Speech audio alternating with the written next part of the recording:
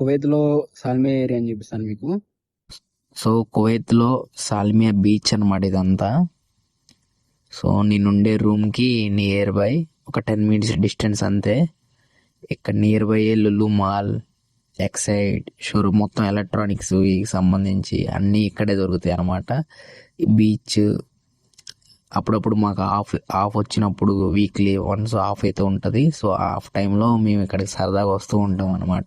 Near by అంటే మాకు చూసి చూసి బోర్ అనిపిస్తుంది. అంటే మనం ఎన్ని బీచెస్ చూసి ఉంటాం.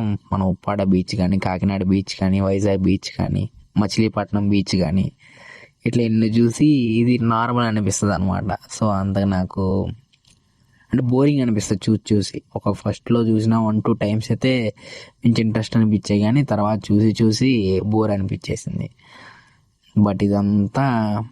బట్ చాలామంది మన తెలుగు వాళ్ళు ఉంటారు, చాలామంది మన ఇండియన్స్ ఉంటారు, ఫిలిపీన్స్ ఉంటారు, నేపాలీస్ ఉంటారు, ఇండోనేషియన్స్ అందరు ఇక్కడే తిరుగుతారు అనమాట. ఇంకా ఇక్కడే తిరుగుతారు. ఎవరికి ఆఫ్ వచ్చినా కానీ అందరు ఇక్కడికి వస్తారు. సో నియర్ బై మాకు అందరికి. సో అందుకని సాల్మియాలో స్టే చేస్తున్న ప్రతి ఒక్కరూ రెగ్యులర్గా అయితే ఇక్కడికి వస్తూనే ఉంటారు. ఓల్డ్ షోక్ ఒకటి, సాల్మియా బీచ్ ఒకటి, ఇది కామన్. ఇంక ఇది రెగ్యులర్గా విజిట్ చేస్తూనే ఉంటారు అనమాట. Thank you. నెక్స్ట్ వీడియోలో మళ్ళీ కలుద్దాం. Bye bye.